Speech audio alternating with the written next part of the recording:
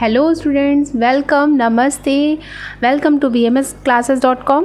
और अब हम बात करते हैं BMS सेकेंड ईयर के रसशास्त्र सब्जेक्ट की, जहाँ पे हम देखेंगे रसशास्त्र का ऐतिहासिक विवेचन। तो इसको क्यों देख रहे हैं? क्योंकि ये हमारे सिलेबस का पॉइंट है, और दूसरी ये बात है कि ये हम स्किप करते हैं, तो प्लीज़ स्किप ना करो। कभी कभी इस पर भी बहुत अच्छे क्वेश्चन बन रहे हैं। और इंट्रोडक्शन, सब्जेक्टिव इंट्रोडक्शन एक चॉइस है क्वेश्चंस की, जहाँ पे आपको मिलता है। तो अगर हम यहाँ बात करते हैं तो ये देखो, डिफिनेशन पूछी जाती है, और इसमें जो हिस्ट्री पार्ट है वो पूछा जाता है इम्पॉर्टेंट। तो ये हमारा ये हुआ सिलेबस का पॉइंट, जहाँ पे हमें उसके कॉन्सेप्ट पूछे जाते हैं, कहाँ से निरुक्ति है, क्या उसका इतिहास है। तो इन पॉइंटों को हम देखेंगे। तो आगे चलते हैं। आप सिलेबस का पॉइंट देख लो, क्योंकि इसमें एक्स्ट्रा नहीं है, और इस चैनल पे आपको सिलेबस टू सिलेबस दिया जा रहा है। और जो स्किप कर रहे हो वो पहले भी दिखाया जा रहा है कि देखो, ये जो आंसर है वो आप 5 नंबर में या फिर कभी 2-2 नंबर में कुछ पॉइंट्स पूछे जाते हैं। तो शुरू करते हैं टॉपिक को, रस शब्द की निरुक्ति। तो कुछ नहीं, जहाँ रस शब्द का वर्ड आ गया, जहाँ पे शब्द शुरू हो जाता है, तो रस शब्द से हम यहाँ पे समझते हैं पारद से जो अर्थ लिया गया है रसशास्त्र में, वहाँ पे हम पारद का वर्णन ज़्यादा मुख्यतः है, और रस को पारद से ही समझा जा रहा है। ठीक है। और दूसरा है रसायन शब्द। तो रसायन क्या है? जो पारद है, अब हम उसी की जो रस है उसको किस तरीके से उपयोग करते हैं, वो क्या करता है, जब वो हमारी शरीर में हम उसका सेवन कर लें, और वृद्धावस्था, रोग या मृत्यु यानी कि मरेगा ही नहीं जो पारद खाएगा। वैसे पारद को इस तरीके से वर्णन किया गया है, लेकिन मृत्यु का मतलब है कि वो जो इतना रोग है या इतना बीमार है कि वो मर सकता है, परंतु उसे बचाया जा सकता है रसायन दे करके। तो वहाँ पे इसको कहा गया है जो रोग, वृद्धावस्था, बूढ़ा ना होने दे, यानी जरावस्था जिसे बोलते हैं, और मृत्यु का नाश कर दे, वो है रसायन। ठीक है। तो हम यहाँ पे पारद को स्वर्ण से, रजत आदि धातु से भी वर्णन किया गया, यानी इनको खाना रसायन कहा गया। तो मेन पारद शब्द क्या है, वो रस शब्द से अर्थ लिया गया। दूसरा एक वर्णन मिलता है शिव के शरीर का वीर, यानी हम वीर पार्ट, यानी यहाँ पे आप स्पर्म वर्ड्स बोल सकते हो, या फिर जो यहाँ पे शब्द है उसका प्रयोग किया गया। वर्णन के समय बताया गया कि जो शिव का वीर था वो सीमेन पार्ट जो बोला गया वो है आपका शिव का, उसे रसशास्त्र में आपने पारद मान लिया। ठीक है। तो ये वर्णन है जो आपको ऐतिहासिक वर्ड्स पे मिलते हैं, जो आप पुरानी वहाँ पे जब पढ़ेंगे तो आपको ये मिलेगा। तो रस और रसायन, तो रस शब्द जहाँ पे आया वहाँ पे आपने क्या कर दिया, मान लिया कि पारद है, पारद को यहाँ पे रस का शब्द से अर्थ लिया गया है। और रसायन जहाँ जरा, रोग, नाश हो रहा है, वहाँ पे रसायन शब्द को इसलिए दिया गया। लेकिन अब बात करते हैं रसशास्त्र में। देखो, रसशास्त्र को इतिहास का यहाँ पे इंट्रोडक्शन है, तो हम इतिहास का इंट्रोडक्शन कैसे करेंगे? तो शुरू करो। छोटी सी स्लाइड में हम ये जानेंगे कैसे आंसर लिखेंगे। जब पूरा पहले इसको जब हम विभक्त किए, तो प्रावैदिक काल, वैदिक काल, आधुनिक काल, इन कालों में हमने इसे सनिता काल, ठीक है। तो हम जब इन कालों में इन्हें बांटते हैं तो कैसे हम इन कालों को देखेंगे, ये देखो मैंने दिखा दिया, रसशास्त्र का उद्भव काल, तो इनके बाद उसके बाद आपका आधुनिक काल। तो अब हम जब टॉपिक को देख रहे हैं तो हम शुरू लिखते हैं पहले क्या आंसर में कि कालों को विभक्त किया गया। प्रावैदिक काल को लिखोगे कि जो पहले खुदाइयाँ हुई थी वहाँ मोहनजोदड़ो और हड़प्पा की घाटी में कुछ पुरातत्व जो मिले, उनमें ऐसा प्रमाण मिलता है कि पारद यानी रासायनिक ज्ञान, ठीक है, जो खनिज थे उनमें से उनका ज्ञान पहले भी था। वो कहाँ हमेशा पुरातत्व खुदाइयों से ही मिलता है। तो मोहनजोदड़ो खुदाई आपने हमेशा सुनी, तो याद करने का दिमाग में ट्रिक रखो, सिंपल याद हो जाएगा। ये हिस्ट्री से रिलेटेड था, इसलिए वैदिक काल इज़ द मोस्ट इम्पॉर्टेंट। ठीक है, मोस्ट इम्पॉर्टेंट, क्योंकि हम जो पढ़ रहे हैं वो वैदिक काल। तो इसमें देखते हैं, तो ये देख रहे हैं कि एकल औषधि ने एक ही औषधियों का प्रयोग किया गया था।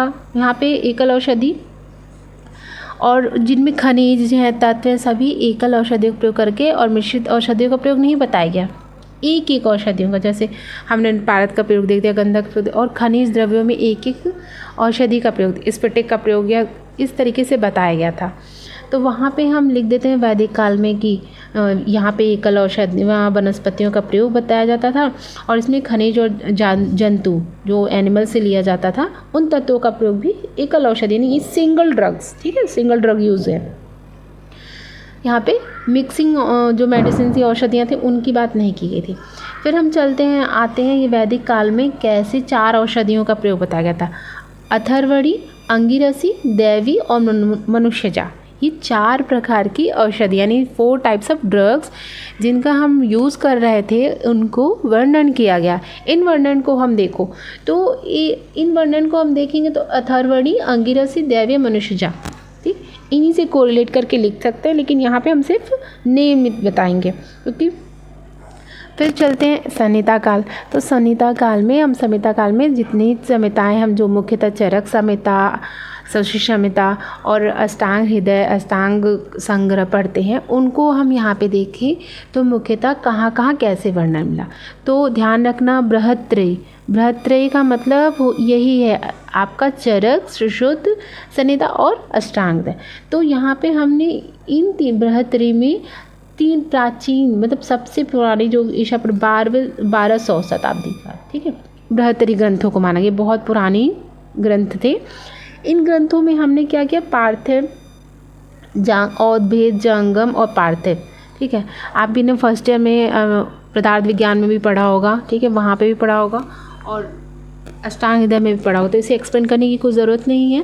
यहाँ पे पार्थिव द्रव्य जो थे वो जैसे स्वर्ण, पृथ्वी से जो निकलने वाले द्रव्य थे, खनिज तो जो खुदाइयों से निकल रहे थे, सोना, चांदी, ताम्र, तप, शीशक, लोहा, 6 धातु मिली। कितने वर्णन मिले? 6 धातुओं का, ठीक है। स्वर्ण यानी सोना, रजत यानी चांदी, ताम्र तामा, तप्र और शीशक और लोहा, 6 धातु जो मिलते हैं। तो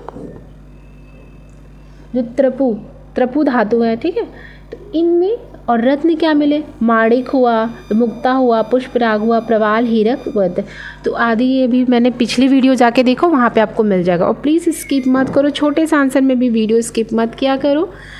फिर सुश्रुत संहिता जो है उसमें भी देखो, तो सुश्रुत संहिता तो ये जान लो कि चरक के बाद 2nd नंबर पे थी।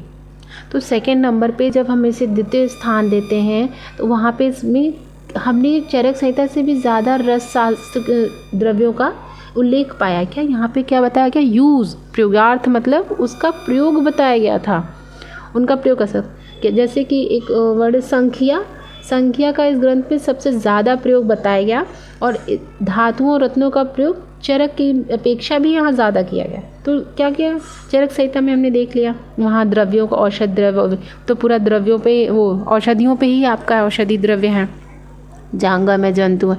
यहाँ पे क्या बताया गया, जो दूसरी संहिता थी, इस संहिता काल में जो दूसरी संहिता का नाम है वो है सुश्रुत, जहाँ पे हमें संख्या, धातु और रत्नों का प्रयोग बताया गया। प्रयोगार्थ मतलब यूज़ बता दिया गया था, ठीक है।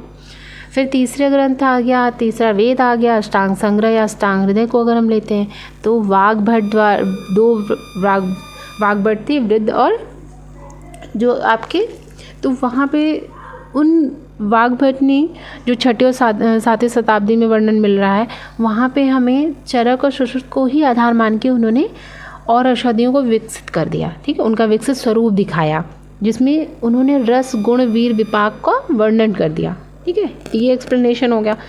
तो बहुत बड़ा इतिहास नहीं लिखना होता, आपको आंसर देना है। यहाँ मैं फिर बोल रही हूँ, आंसर से हम काम कर रहे हैं, हम यहाँ पे कोई बहुत बड़ा नॉलेज प्लेटफॉर्म नहीं दे रहे हैं कि आपको पूरी ग्रंथों की नॉलेज हो जाए, नहीं। उसके लिए आप बुक्स को रीड करोगे, ज़्यादा टाइम दोगे तो आपको नॉलेज मिलेगी। यहाँ पे आप एक परफेक्ट आंसर देके अच्छे मार्क्स कैसे गेन कर रहे हो, सिलेबस टू सिलेबस। आगे चलोगे तो उसमें हमें नेत्र रोगों को देखोगे आपने, इस पर टेक, शंख, मुक्ता, विदुम, रजत, लोक, कैसे उनका प्रयोग किया गया, अंजन से, सेंधा और लवण से, इनका अजादुग में पीस करके इन सबको वर्ती बनाई गई। वर्ती देखो, एक वर्ती सपोजिटरी में भी लिया जाता है, ठीक है, उनको बनाने के बाद उल्लेख किया गया, ठीक है। तो यहाँ पे एक ऐसा फॉर्म जिसको हम यूज़ कर रहे थे, ठीक है, तो वर्ती फॉर्म में यूज़ किया जाता है, पीस के वर्ती बना दिया और वर्ती उसका इनका प्रयोग है। रसांजन बहुत इंपॉर्टेंट, आपने फर्स्ट में पढ़ा है, सेंधा लवण का प्रयोग भी देखो, तो यहाँ पे एक वर्ती बनाई गई। दूसरा ये अष्टांग हृदय में बताया गया। तो नेक्स्ट पॉइंट आता है रस सास का उद्भव काल क्या है, कब कब वो बहुत ज़्यादा एक्सप्लोड हुआ, ग्रोथ हो गई उसकी, ठीक है। वो जैसे कहते हैं मार्केटिंग लॉन्च हो गया, तो उस टाइम किस टाइम 8वीं शताब्दी काल, 11वीं 12वीं शताब्दी काल में तो एकदम से एक वो चरम पे था, यानी बिल्कुल एक्सट्रीम में वो रसायन जो रस से वो हो रहे थे। 12वीं शताब्दी में इसका उपयोग क्यों किया, इसलिए जब तक क्योंकि हमने ट्रीटमेंट चिकित्सा के लिए यूज़ करना शुरू कर दिया। तो समझते जाओ, ठीक है, सुनो और समझते जाओ, और कुछ नहीं, ये PDF आपको मिल जाएगी। इसके लिए अब आपको हमने एक नया प्लान कर दिया है, क्योंकि बहुत लोग डाउनलोड कर रहे हैं लेकिन चैनल का डाउन कर रहे हैं, ठीक है। तो यहाँ पे सिर्फ PDF डाउनलोड करके भाग जा रहे हैं, ठीक है, तो ऐसा मत करो। अब ये PDF आपको जिन्हें नीड है उन्हें प्रोवाइड होगी। तो आधुनिक काल में अगर हम आओगे तो लास्ट इसके है, तो वर्तमान काल में जो एट प्रेजेंट है तो बहुत से रिसर्चें चल रही हैं और खोज हो रही हैं, ठीक है। तो ये आपका पूरा आंसर मिल गया, ठीक है। तो ऐसी छोटी छोटी वीडियो में आप कैसे एक आंसर दे सकते हो, क्योंकि आप टाइम मैनेजमेंट करके आंसर लिखते हो, वहाँ पे आप कहानी नहीं लिखते हो। तो आपको ये वीडियो कैसी लगी, लाइक कीजिए, शेयर कीजिए और हमें कमेंट्स में बताइए। चैनल को सपोर्ट कीजिए। Thank you for watching and keep supporting. नमस्ते।